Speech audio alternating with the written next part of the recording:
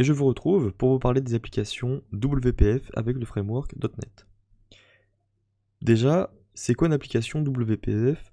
Que signifie le sigle WPF? Il signifie tout simplement Windows Presentation Foundation. Alors on n'a pas vraiment de traduction française pour ce terme, mais ce n'est pas bien grave. Ce qui compte, c'est ses caractéristiques.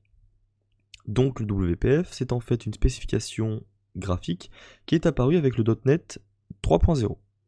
Aujourd'hui, on est en 2020, on est à la version 5.0.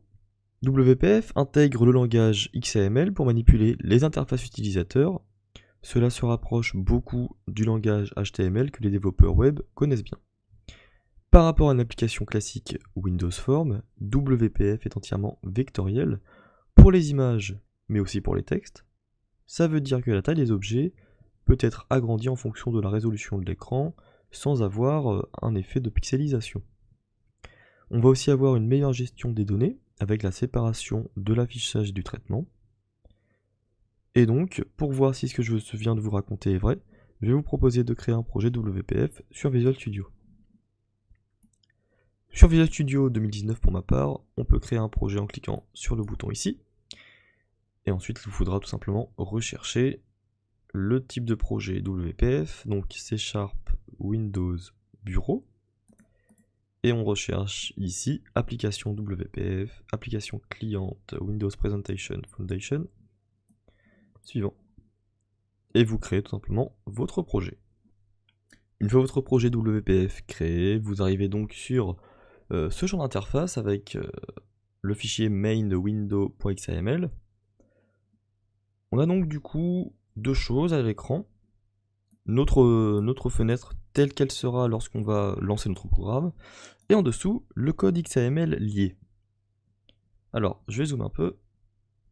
Ok. Est-ce que je peux zoomer? Voilà, 110% par exemple, 120. Bien. C'est donc dans le code XAML qu'on va modifier les propriétés de notre fenêtre. On a bien la balise window qui représente la fenêtre entière, on a même des délimitations qui apparaissent. Si je clique sur ma grid ici, on a la grid qu'on voit bien apparaître ici. Alors, si je sélectionne la window, en plus on a à droite toutes les propriétés qui concernent ma fenêtre, et je peux les modifier aussi ici. Alors, la plupart du temps, avec deux écrans, on pourra ouvrir dans une nouvelle fenêtre le fichier XAML et le mettre sur un autre écran. Bon, moi, ma vidéo, ça ne se passe que sur un seul écran, donc je ne vais pas pouvoir le faire. Mais quand je développe une application de WPF, je préfère mettre sur un second écran le code XAML et voir en temps réel les modifications s'effectuer sur ma fenêtre. Alors je vais la remettre ici. Et donc, on peut modifier par exemple le titre de notre fenêtre en allant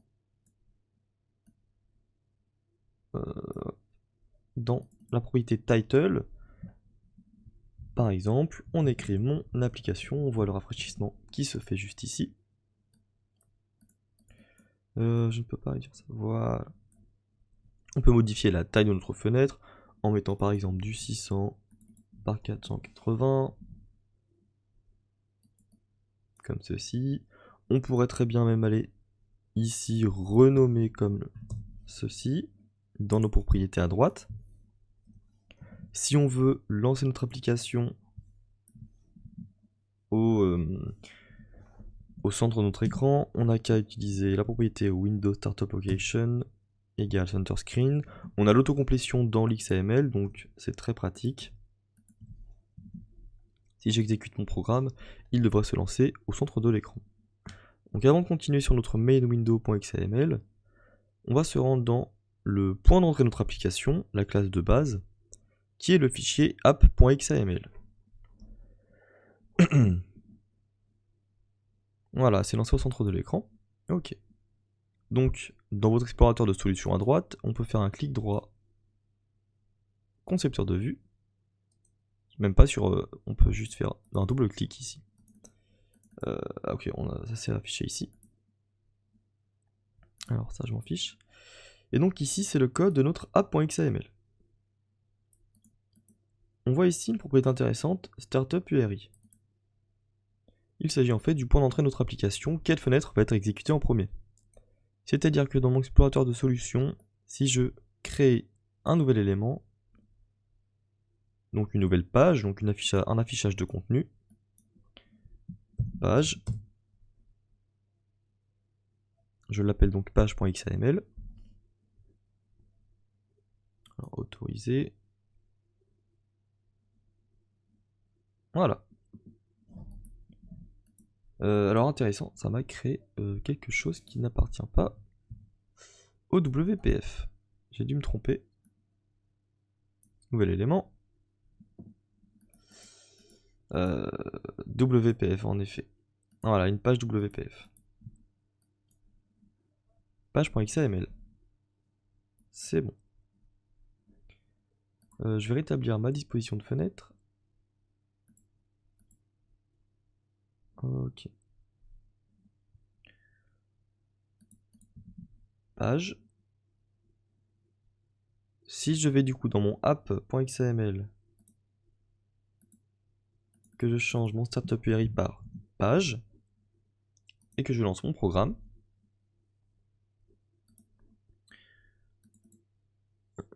ah oui, mince. Page XML.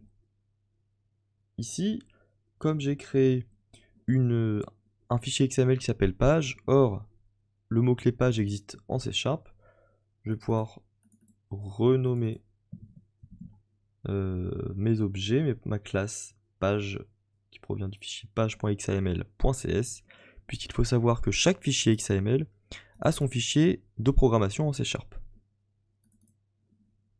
Donc dans le concepteur de vue, il va nous falloir aussi modifier quelque chose.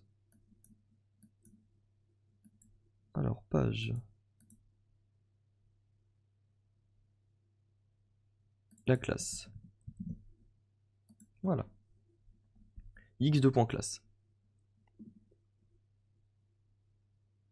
Vous voyez, ici on a la première page du coup qui a été créée. Notre page que l'on a créée qui s'affiche du coup, puisqu'on a modifié dans app.xaml le startup URI. Moi je veux lancer le main window.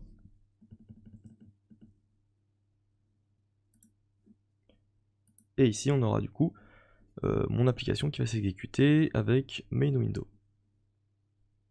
Voilà. Donc on n'aura plus besoin de notre page, je vais la supprimer. Et donc qu'est-ce qui fait que c'est plus intéressant, enfin que c'est intéressant d'utiliser du WPF? Ça va être par exemple avec l'ajout d'une liste box. Alors au sein de notre grid, une liste box. Pour ajouter une liste box, il faut écrire une balise ouvrante et une balise fermante liste box. On choisit ensuite par exemple item. On peut dire que voilà, l'item de notre liste box, c'est tout simplement un label. Si je recopie liste box item en dessous, je vais avoir un deuxième item. Qu'est-ce qu'il se passe? Oui, une balise fermante comme ceci. Voilà. Vous voyez, ma liste box se place à l'horizontale, à la base. On a la possibilité de lui demander une orientation différente. Horizontal alignement, right par exemple aussi. Comme ça, notre liste box sera alignée à droite. Horizontal alignement à gauche. Ou alors, on a le vertical alignement qui permet par exemple de placer notre liste box par le bas. Et donc, comme ceci. Voilà. Alors là, on a nos items dans le code XML, sauf que nous, on veut pouvoir plutôt générer nos items dans le C#. Si du coup, j'affiche correctement le code, je définis un item template avec un label. Data. Il faut d'abord englober notre template par une balise data template, label, content égale, tac, et on a un mot-clé magique, alors quand il est entouré d'accolades, binding. Binding, par exemple, non. Voilà. Alors ici, ça va être un objet qui doit contenir une propriété non. Je vais donc cliquer sur Main Window, afficher le code. Il faut du coup attribuer à notre listbox la propriété item source. Item source qui sera par exemple égal à data.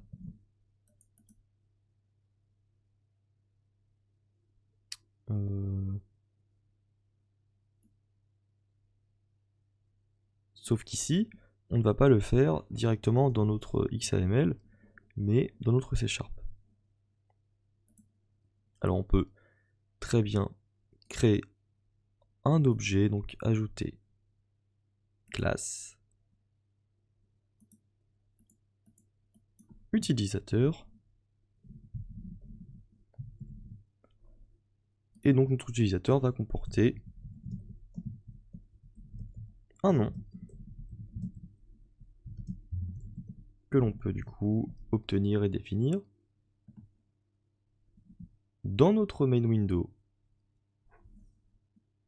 on va ici dire que notre listbox, comment accéder à notre listbox? Il faut en fait définir la propriété x name égale par exemple listbox, donc lbx utilisateur. Cette propriété permet de définir le nom de notre listbox dans le code et on peut ensuite y accéder. Donc dans mon code C#, je l'utilise. Je dis que listbox.itemSource est égal, alors ici il nous faut un objet enumerable, donc une liste par exemple, ça ferait l'affaire. Donc une liste d'utilisateurs, alors égale new list, avec l'initialisateur d'objet new utilisateur de même.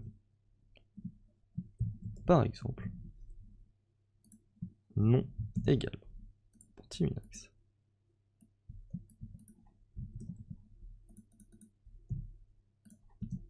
Comme ceci. Si je lance mon programme, on va regarder, on a une erreur a priori. Forcément, j'ai un problème avec la disposition des fenêtres, moi. Je démarre mon programme. D'accord, donc on n'avait pas d'erreur. Donc on voit bien, vous voyez ma liste box ici qui s'affiche ici. Alors, l'avantage aussi du WPF, c'est que il y a le rafraîchissement à chaud. C'est-à-dire que le rechargement à chaud permet de faire une modification dans notre code XAML sans avoir à relancer le débugage. Donc si je supprime mon vertical alignement, que je retourne sur mon programme, vous voyez, ça c'est bien aligné en haut. Donc voilà. Donc ici on a affecté une liste d'objets à notre listbox. Et grâce au binding, on a notre contenu qui est généré directement. Et on peut mettre plusieurs choses, par exemple, dans notre data template, on peut créer une grid avec un label et un autre label qui contient tirer utilisateur, par exemple. C'est juste un exemple, bien entendu. Et donc si on regarde le rendu, ça va être moche. Alors pourquoi? Parce que on n'a pas défini l'alignement de notre grille. Alors déjà, l'horizontal alignement center, vertical alignement. Je suis pas sûr d'ailleurs que ça serve à quelque chose ici, puisqu'il faut déjà d'abord définir des colonnes. Grâce à la propriété, à la balise grid.colonneDefinition, on va pouvoir définir des colonnes, puisqu'à la base, il n'y a qu'une seule colonne. Pour chaque colonne que je veux créer, j'utilise la balise columnDefinition.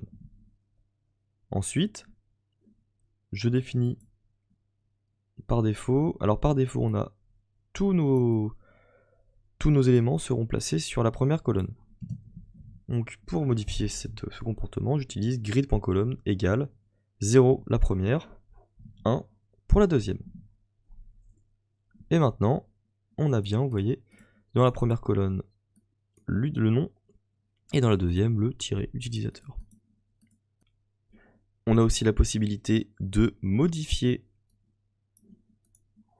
la taille de nos colonnes. Par exemple, ici on peut dire que la taille est de 300 pixels. Et vous allez voir que du coup, eh bien, elle prend toute la place. Alors on a la possibilité de voir aussi avec la grid view ou show grid lines. Comme ça, on se rend compte de la taille de nos colonnes. Voilà, on voit ici les 300 pixels qui s'arrêtent juste ici. Si je baisse la taille, on va voir que voilà, ça s'est redimensionné tout seul. Alors, il existe de nombreux composants en WPF. Ici, je ne vous fais part que d'une introduction à ce type d'application, qui est pour moi, je pense, bien mieux qu'un Windows Form. Propose beaucoup de choses plus modernes, si je peux dire ça comme ça. Et pour finir, on a la possibilité de sélectionner un élément. Et vous voyez, on a ici à gauche la liste de tous les éléments du coup qui ont en plus été générés, par exemple par notre list box ici. Mes labels, voilà, qui est en fait un text block. Enfin, on a le détail de tous nos éléments qui composent notre interface. Et on peut afficher la propriété dans le code, aller à la source, par exemple. Voilà, comme ceci. Donc merci d'avoir regardé cette vidéo et on se retrouve pour de nouveaux tutos WPF très bientôt avec beaucoup plus de détails sur certains composants.